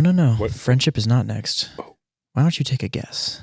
Take a little guess. What do you Oh, think is next? fucking hell. I just saw it What do you think it is? on the fucking Wheaties box. What do you dude. think it is? Thunderbolts, bro. Thunderbolts, baby. I liked it. Yeah. Friendship is next. Hated it. Yeah, Thunderbolts I gave 1.5 stars. I think that might be what I gave Friendship. I love Friendship. And then after that for me is Mission Impossible: A Final Reckoning. I have Bloodlines here. Maria and I started watching Bloodlines, Final Destination Bloodlines. Right. Oh yeah. I really dig the first few Final Destination movies. Her and I blazed through them over the summer when she first moved into her new place because we wanted to see Bloodline so bad, and then we just never went to go see it. But it came on a streaming, and we watched like the first like 10 minutes, but I think it was one of those things where it was like 2 a.m. we just fell asleep. It happens. Yeah, dude, Final Reckoning I loved. Were you there? We had a huge group. Were you there when we watched it? I've never... Oh, wait, Final Reckoning? Yes. Yeah. Yes. Here I have with Forrest. Because, I was right next to you, and you leaned over to me, and you said, I just farted, and I leaned back over, and I said, bear, and you didn't do the bear. Oh, yeah. I should have done it, man. You should have done it. You didn't know. I have 12 likes on my review for Final Reckoning. It just says, this whole movie was a 3-hour Tom Cruise circle jerk, and you better believed I joined it. God, I fucking love the Mission Impossible movies. After that, I got The Phoenician Scheme, which you did not watch, correct? I did not, because I really don't fuck that hard with Wes Anderson. Okay. But I'm interested in checking it out just because I love Benicio, and especially after watching One Battle, I was like, maybe I need to see him where he's like the lead and doing something, because he was doing Phoenician Scheme, I think, during or right before One Battle. He kind of plays the same character. Yeah. Oh, okay. Yeah, like I don't think very deadpan. He didn't have like a lot of time to prepare for One Battle, and I think his character in that movie was like kind of on the spot, which is kind of cool. Which is very dry. Might be like he just came off a Phoenician Scheme. He's like, I'm just going to kind of play this character. Yeah. Before that, I have Bring Her Back. Did you catch that one? No, it's on my list though. Awesome. I really want to rewatch it. I brought it down to 4 stars over the week. I have not rewatched it, but I was just thinking in retrospect. But out of the theater, I was at like 4.5.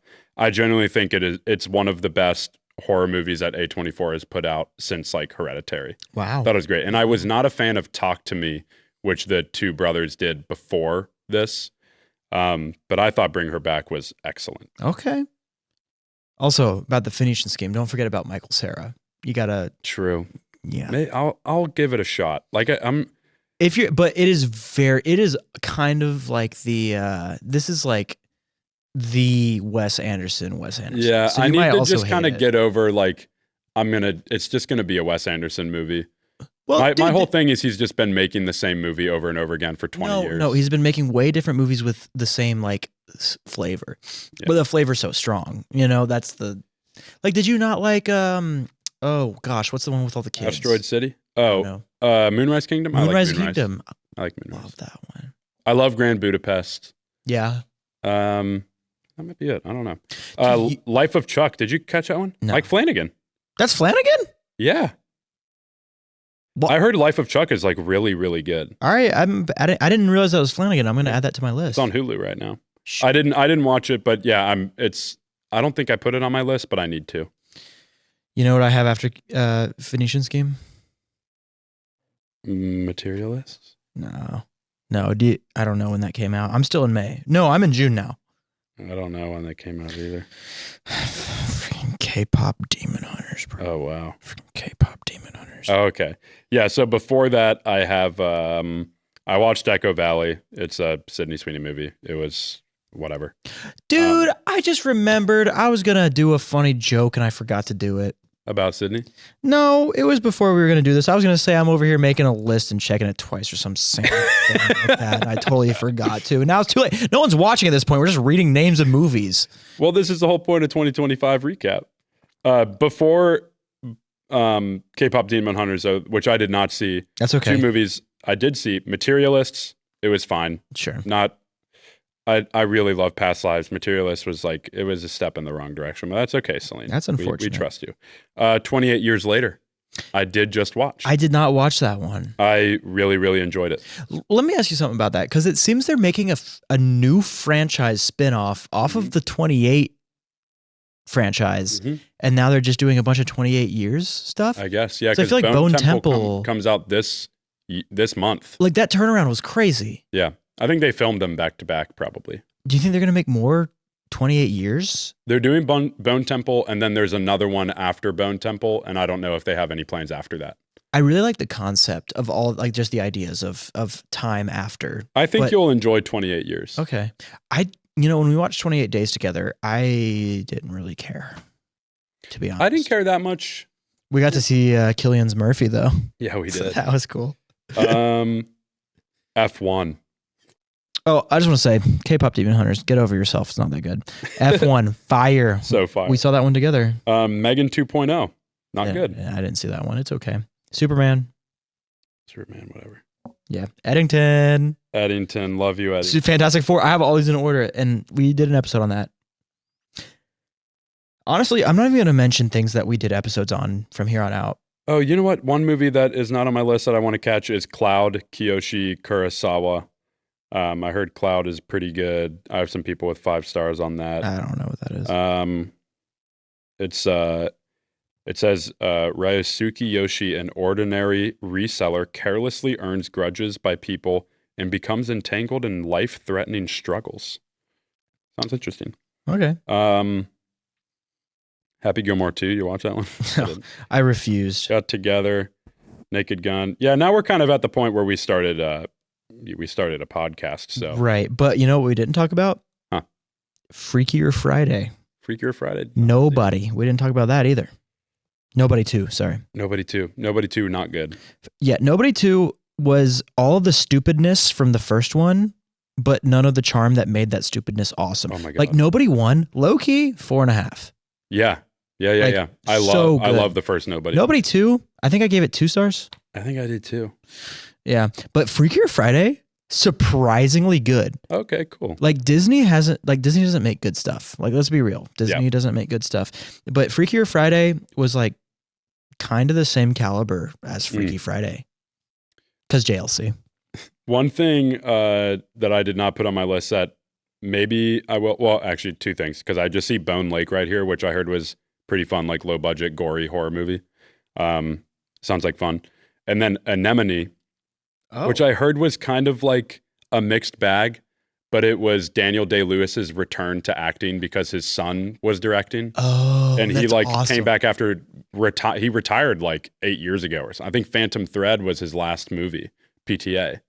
And then he was like, I'm retiring. I'm done. Like, and everyone knows Daniel Day-Lewis is like one of the greatest actors ever. 100%. And so he came back for this movie. It's got a 2.8 average, which is kind of crazy. But I'm he sure came his back- performance is nuts. Yeah, he came back for his son. You got to respect that. Yeah. I think at this point it's pretty safe. Do you want to just go to our ranked? Well, I do want to mention, I don't think we talked about Now You See Me, Now You Don't. No, we didn't. Trash. Zootopia 2? We didn't even breathe the name of Zootopia. Maria's really upset because she wants to see it so bad, and I haven't taken her yet. She told me while you were in the bathroom after we watched. I'll take her to see it. It's a kids movie. It's going to play in theaters for a long time because parents can take them. You know, it's good. Yeah, like it's good. I don't know if I've seen the first Zootopia. But Who cares? I'll take her. First of all, don't watch it with Maria because you're gonna have to. What, the first one? Either of them, because she's gonna get jealous. You're gonna have feelings. Judy Hopps. About either one, honestly, Judy Hopps or the fox. Oh, they're both hot. Okay. Jason Bateman is the fox, right? Who knows? Oh. I just was watching. I was just like, he's just so handsome. Okay. And the attitude. Anyway, I'm not gonna get into this. Did we talk about Eternity at all, other than me saying I loved it? No, we didn't. I just watched that yesterday. You did? Yeah. I loved Eternity. Yeah. I liked it. I didn't love it, but I did like it. I was going to watch something else, but my TV sound wasn't working. Like the speakers weren't working, and like they just like cut out sometimes, and there's like nothing you can do. So I pulled up my laptop and I looked at my short list, and I was like, I found Eternity online for free. Thank you, pirating. Thank you, pirating. We here at Retconnd stand with pirating. Yeah. And I liked it. I gave it 3 stars and a heart. I thought it was a very unique kind of rom-com. I love like the production design of everything. Sure. I thought it was funny. It would have been fun to watch it in theaters with other people. But I thought Elizabeth Olsen was amazing in it. Callum Turner is gorgeous. So is Miles Teller. I thought it was a very unique rom-com, but it didn't grip me as much as other rom-coms do. I have one more that we didn't talk about. Yep. The Housemaid. The Housemaid. Go ahead. I didn't see it. I don't plan to. So but I heard it was fun, actually.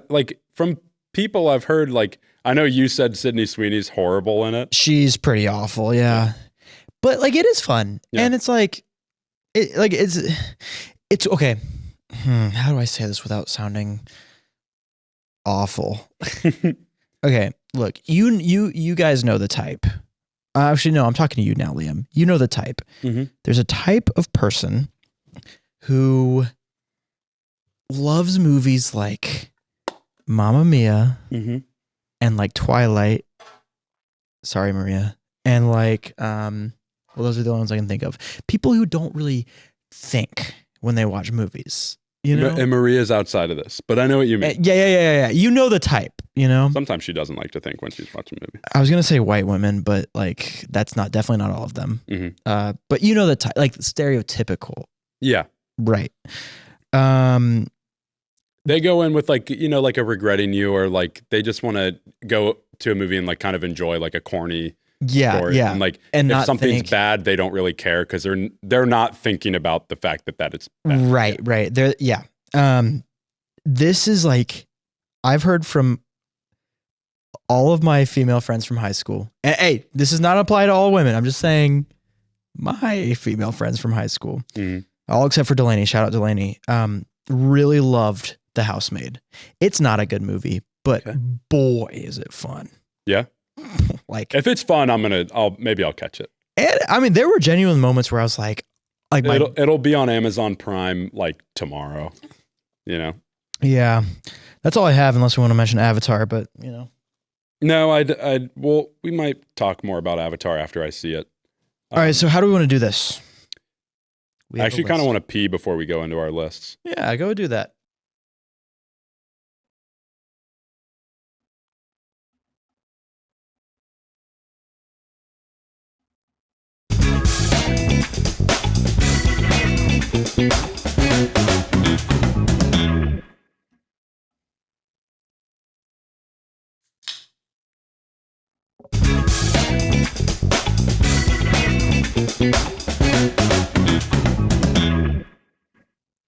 I couldn't contain my own smile on that one. I thought it was just so goddamn funny. I love that little musical cue.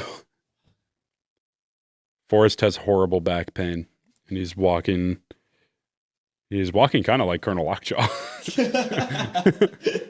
That's messed up. It's really bad. So for this last segment of our 2025 recap, Forrest and I are finally going to get into our own lists here. At the beginning of the show, we mentioned numbers had 18 movies. Forrest, you said 40 in your list. 40. I have 49 that I have seen and counting. I'm gonna have Forrest kick this off. We're just gonna go through honorable mentions, getting into our top 10, and then we'll kind of just go down from top 10 and see where we're at. Are you cool if I start with my lowest and then do honorable mentions after that? Yeah, start with your lowest. All right, I'm gonna do. Man, is 10 too many? For my lowest. I'm not gonna like yap about it forever, you know. Is 10 too many? What? Like to just talk about my lowest ones, my lowest 10. Oh no, that's fine. Go ahead. Okay, you want me to go all the way through, or are we gonna alternate? Let's alternate. Let's go 1 and 1. Great. What's your lowest ranked movie? My bottom movie of the year, Honey Don't. Yeah. Trash. What's your next one? Captain America: Brave New World. Mine is Death of a Unicorn. Haven't seen that one. Third lowest, which is number 38. Now You See Me, Now You Don't. Wow. I have The Bayou, which was it's like a stupid alligator movie. Okay. My friend Bryn had us watch. Shout out Bryn. Shout out Bryn. Great singer. Mm-hmm. By the way, each one of these is going up by half a star so far. Honey Don't was half a star. Captain America was 1. Now You See Me, Now You Don't, 1.5. Yeah, Honey Don't was half a star. I think Death and The Bayou were 1 star. Friendship, 2 stars. Horrible. I have Wicked for Good at 1.5. Wicked for Good's approaching for me. Yeah. 36, Him, 2 stars. 45, Thunderbolts. 1.5 stars. You're just an idiot. You just don't understand. You don't understand love of a friend. I guess that's kind of my fault, actually. Ooh. I kind of regret doing this because I feel bad, but 35, Good Boy. Hey, that's not too bad. Good Boy's actually Good Boy on mine is also number 35. Okay. All right. My number 44 though from the first 10 is You're Cordially Invited. It was a rom-com with Will Ferrell that went like straight to Amazon Prime. It wasn't very good. Yeah, it happens. Will Ferrell's washed. 34. Huh? Except for Barbie. Great in Barbie. I forgot he was in Barbie. 34, Wicked for Good, 2.5 stars. I have The Gorge that I mentioned earlier. The George. After the Hunt, 2.5 stars. Oh. I have After the Hunt higher. I have Echo Valley, that Sydney Sweeney movie. That was another like straight to streaming. It was on Apple TV. It's her and Julianne Moore. Just not very good. That's okay. Nobody 2, 2.5 stars. Nobody 2 is my next one as well. Wow. I have it at 2 stars. Okay. Nobody 2 stars. And this will be the last one. Shelby Oaks, 2.5 stars. Shelby. Yep. I have Wolfman, and then is that 10? I have That's 10 for me. 30. My 39th is highest to lowest. I really did not think was that great. I mean, High and Low is just such an incredible movie. That's all right. That's all right. Sorry, my next few, I'm just going to rip them. Yeah, just rip. Is Him, Superman, Megan 2.0, Good Boy, Companion, and at number 33, Marty Supreme. That's crazy. But I understand. All right, give me your top 10. Or give me your honorable mention. Yeah, I'll just rip through. So I'm still going from lowest to highest, but we just said our bottom 10, and now I'm going to rip through until I'm at my top 10. Sound good? 30, Die My Love. 29, K-Pop Demon Hunters. 28, Fantastic Four. 27, Dogman. 26, Freakier Friday. 25, Zootopia 2. 24, The Running Man. 23, The Accountant 2. 22, The Housemaid. 21, The Smashing Machine. 20, Queen of the Ring. 19, Novocaine. 18, Superman. 17, Mission Impossible. 16, Phoenician Scheme. 15, Mickey 17. 14, Roofman. 13, Eternity. 12, Thunderbolts. 11, Weapons. Which, by the way, I'm already at 4.5 here. Like, Thunderbolts and Weapons were 4.5s. Damn. So there were a lot. I don't know what the hell Numbers was talking about when he said this was a bad year for movies. I know, it was amazing. This was a great year for movies. It was. My top 10 are all 5s and 4.5s. That's awesome. You want me to do my honorables? Rip them. Okay. Unless you have any you're like passionate about how mid they are. I don't know. 30, Materialists. 29, Eternity. 28, Jay Kelly. 27, Die My Love. 26, Fantastic Four. 25, Together. 24, The Monkey. 23, Shelby Oaks. 22, Springsteen. 21, The Smashing Machine. 20, Roofman. 19 is 28 Days Later. 18 is After the Hunt. 17, Friendship. 16, Bring Her Back. 15, The Long Walk. Number 14 is Mickey 17. Mission Impossible, The Final Reckoning at 13. Today I watched The Naked Gun. Made its way to number 12. And then I have Caught Stealing at number 11. Wow. Oh. What's number 10? I'm nervous. I don't want to say it. One battle after another. Wow. You should be nervous about that. I'm nervous. 4.5 stars. One battle after another is my number 10. I thought it was really, really good. I've rewatched it twice now, I think. So 3 times total. Maybe I've only rewatched it once. And the first time I watched it was a 4-star. Second time, 4.5. It is good. It is very good. I don't understand where the hype is coming from. Like, for as far as like perfection. Mm-hmm. I don't understand the best picture conversation, to be honest. Like, it's just a classic. It's just a movie where cool stuff happens and there's great camera work and great acting, but it's not like, I don't think it's revolutionary in any way. It's just a great movie. Does that make sense? That makes sense. You can disagree, but as long as it makes sense, that's fine. Yeah, it makes sense. I do disagree, but you like it for the right reasons. Yeah, I love it. Like, Yeah.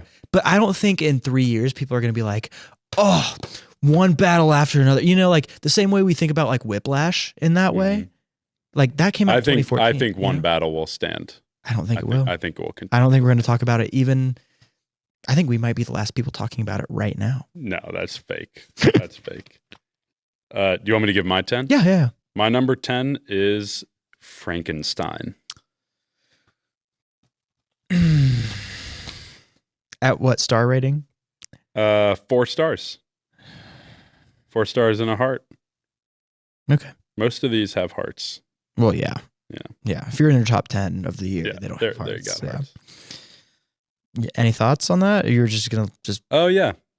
Well, for One Battle and Frankenstein, we did an episode on, but I love Frankenstein. Honestly, every time I haven't gone back to watch it again. I would like to. When I think about it, I'm just thinking about the good stuff, you know? I don't know. I thought it was great. I loved the performances. All the sets were fucking awesome. Great, just like human, loving, kind story, you know? Love a good story about just being kind. Except for Superman. Yeah, hate that one. Yeah, that's fine though. What's your number 9? F1. Which I surprised myself with F1 being in the top 10, but me too. What? I mean, I heard that you didn't say it, Yeah. so love F1. Yeah, loved it. And you know what? I'm going to contradict myself because I said that One Battle After Another isn't going to be like a movie that we talk about in 3 years. No one's going to talk about. I haven't heard anyone say anything about F1 I know, since that's it came what I'm out, saying. but it's good. It's really good. It's good. My number 9 is Sinners. I really need to revisit Sinners. It has been on at my apartment like a few times because Jacob really likes it and Phil has watched it a couple times now. So I've always, after seeing it fully in theaters, I've been able to catch like little glimpses of it in and out of the apartment, but I haven't like sat down to like really rewatch the whole movie again, and I need to because I thought Sinners was fucking awesome. I've got it at 4 and a heart. I really can't. It's not going to go below that. I know. I mean, if I watch it again, I might. You know, some of my qualms might go by the wayside. Maybe I'll even bump it up. But yeah, Sinners is fucking awesome. Valid. Number 8. Number 8, Caught Stealing. Caught Stealing. Underrated, not talked. Maybe not underrated, but not talked about enough. Yeah. I think both, Caught Loki. Yeah, I really loved Caught Stealing. My rating did go down a half star when I rewatched it. I rewatched it on Christmas with my sister. But still, it's just so good. It's just really clever. Even on a rewatch, I thought it was great. I love Austin Butler, and I love all the performances. It's just like a really fun story. 100%. Loved Caught Stealing. Haven't rewatched it. Maybe that'll change this, but yeah, it actually really upsets me that it's not even, I haven't heard it talked about in the Oscars conversation at all. Maybe not like Best Picture. I don't even know what it'd be nominated for, but it should be talked about, you know? Yeah, at least even like in the race of like, will it get nominated? Will it not? Like, it's like people don't even mention it. They don't care, yeah. And I can see why it's not, but I don't know. I thought it was great. Yeah, 4.5 stars for me. Whoop. My number 8 is F1. Nah. And I feel the same way, dude. Like this, like it made so much money too, which is crazy. Right. Like it made a lot of fucking money. And I think like most movies, a lot of the money is from overseas. This movie performed incredibly well. It was like, it's probably one of the highest grossing movies of the year, probably outside of like Avatar 3, which I think already crossed $1 billion. Right, because that's the money printing machine, blue people, Yeah, you know, money. and it's gonna get mine. Yeah, F1 I thought was incredible. This was almost our first episode. We almost tried cramming it in with Superman and all that, and we were like, we shouldn't talk about 4 movies. We should just talk about 3. Which honestly, we could have talked about 4 because Fantastic. We should have 4. just dumped Fantastic 4. Well, no, I'm saying because 4, like 4 thematically, right. But yeah, we could have done Fantastic 4. That movie, it's just like a movie that happened. You know? F1 though is awesome. It is in the it's already in the race for like behind the camera stuff. I imagine at the Academy it'll snag like sound design and whatnot. But yeah, F1 is fucking awesome. It's great. It's probably on Apple TV already. I don't think I have. It's gotta be by now. Well, yeah, because it's an Apple movie. Yeah. Yeah, really eager. I really want to just rewatch that with my friends and just be like, guys, fucking Top Gun Maverick guy, sit down and watch Brad Pitt be sexy. And Damson Idris, dude. Carrie Condon, dude. Okay. Great. Number great 7. Film. Number 7, Frankenstein, 4.5 stars. We have an episode on that. I don't have to get into it. Very touched by Frankenstein. Shout out Anton. Thank you, Anton. My number 7 is Nouvelle Vague, which is one of Richard Linklater's movies from this year. He also did the Blue Moon movie with Ethan Hawke, which he'll probably he's like in the front running for Best Actor, which I heard is great. And it's another like, I forget what the movie is, but he plays like a real life dude, and it's like the night before like a play or a movie screening or something, and it's supposed to be real good. Richard Linklater is great at stories like that, and Nouvelle Vague is about Jean-Luc Godard making the movie Breathless in 1960 in France, and kind of starting the French New Wave. Some people hate Breathless and Jean-Luc Godard and don't see it. I think French cinema is awesome. Nouvelle Vague is like a behind the scenes, like him doing it, and it's awesome. It's really funny. It's really beautiful. It's a fun like movie about making movies. I like that. What's your number 6? Eddington, 4.5 stars. We have an episode on that. Shout out Harley again. Nouvelle Vague was my first 5-star. At number 7, we hit 5 stars. Wow. F1 was 4.5. Wait, I want you to guess how many 5 stars I had this year. I'm not going to tell you, but just guess. 11. Well, dude, I'm at number 6 with 4.5 stars. Oh, you are? Oh, I thought you said, 3. Not saying nothing. Okay. My number 6 is Weapons. Again, we have an episode on Weapons. Weapons is fucking awesome. I think I had it at 4.5 for a little bit, and I bumped it up to 5. I just think it's great. Obviously not a perfect movie, but everything that it does, I just really fucking enjoy. And I think it was probably great for Zach Kreger making it. Yeah. Weapons is, I think, gonna go down as just one of the great horror movies that have been released, and a lot of heart to it. Everyone who I've talked to about Weapons or like have convinced to watch it, they all seem disappointed by it every time. I don't get it. I think it's awesome. It's because they're idiots, but also It's because like I say, this is one of the best horror movies I've ever watched. And then they watch it and they go, that wasn't that scary. I said, I didn't say it was the scariest horror movie I've ever watched. I said it was the best. Like people don't know how to, it's so hard just being the smartest person in the room all the time. I'm sure you can relate. What I'll say real quick with my 2, well, no, not 2 through 6. It used to be 2 through 6. I'll say from my 3rd to like 6th or 7th ranking, they could kind of be interchanged. I've been kind of shuffling them around. Right now is kind of where I'm having it sit. But like these ones are pretty interchangeable. I really love all of these movies. Like I could throw any of them around at the 6th or 5th slot and be like okay with it. It's a good disclaimer. What's your number 5? I want to say about Weapons too. That just barely didn't get my top 10. Like I love Weapons. Number 5. You gave your number 6, right? What was your number 6? Eddington. Yeah. Cool. Number 5. Here we enter the top 5.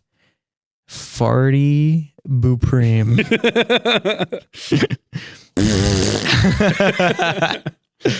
Stupid ass movie. Sorry, I liked it a lot. Maybe you'll understand one day. Check out last week's episode on fart. Yeah.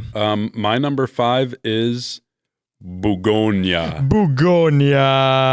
Incredible, awesome movie. Loved. Was actually, I think, at my number 2 at some point. Whoa. Yeah. Begonia's fucking awesome. Wow.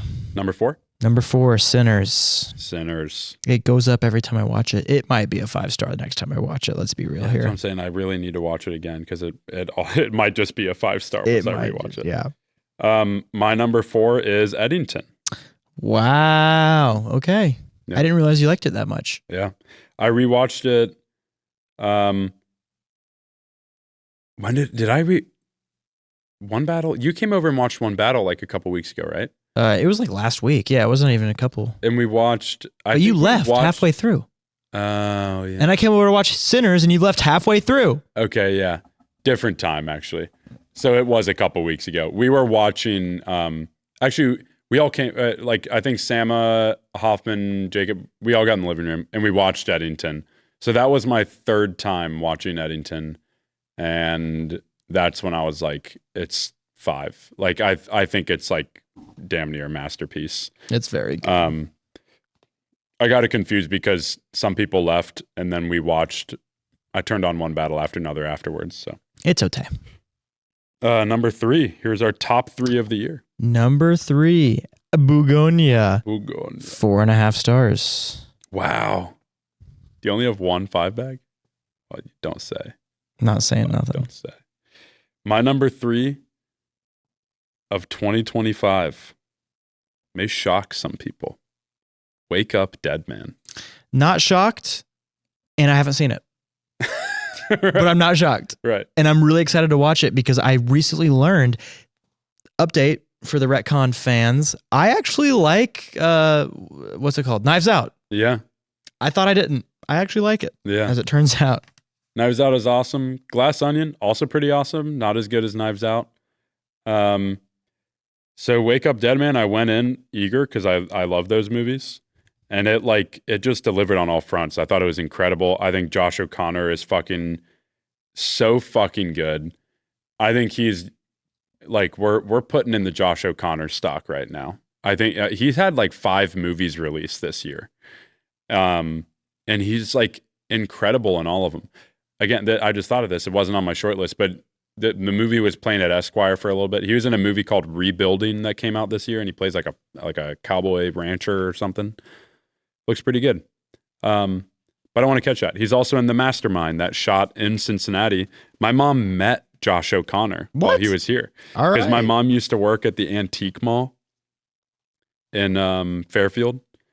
And while he was here shooting The Mastermind with Kelly Reichardt, he went into the Antique Mall to buy a camera. And he checked out with my mom.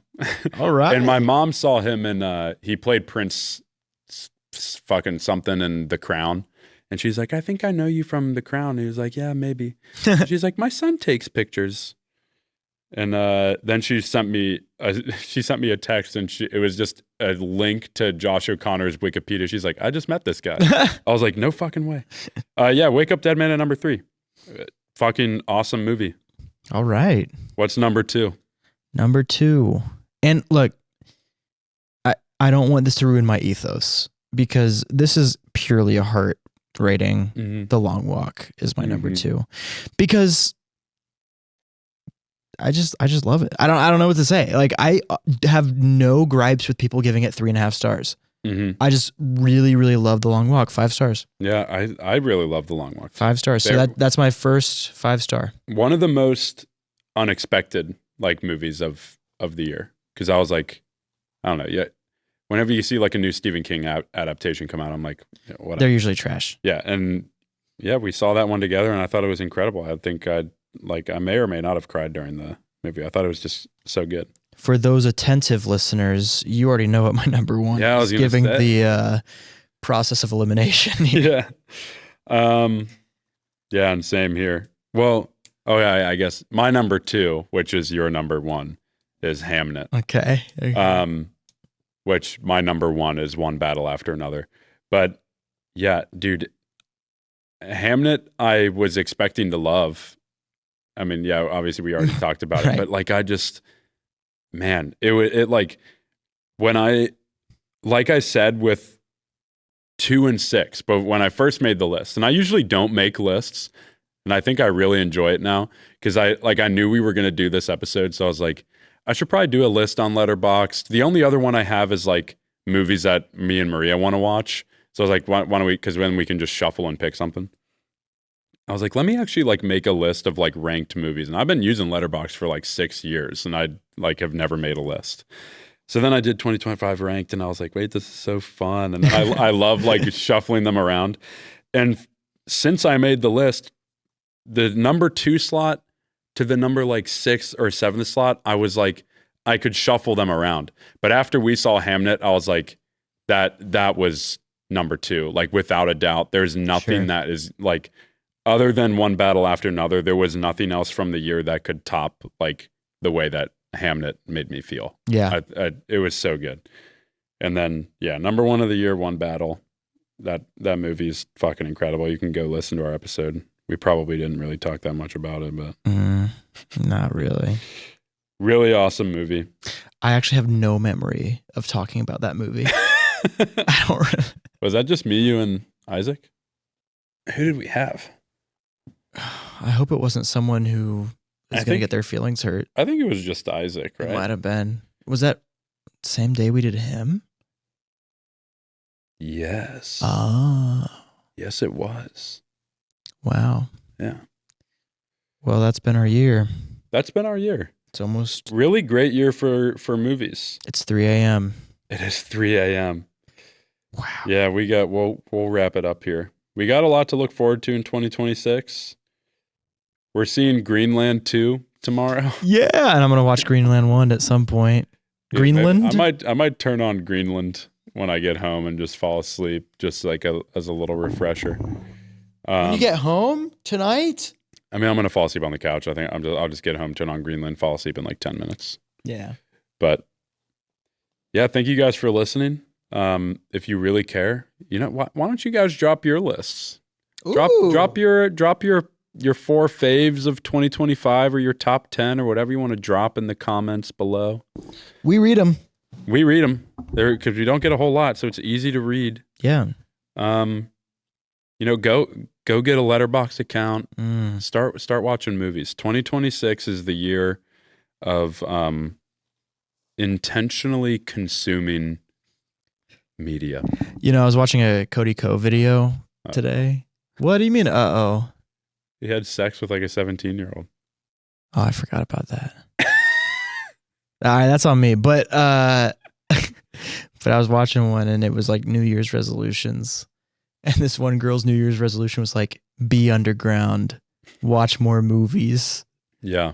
And I feel that. That's real. That's important. Don't forget to go outside and hang out with your friends, and then go back inside and watch a movie. And watch movies. Hey, watching a bunch of movies ain't bad. You can learn a lot.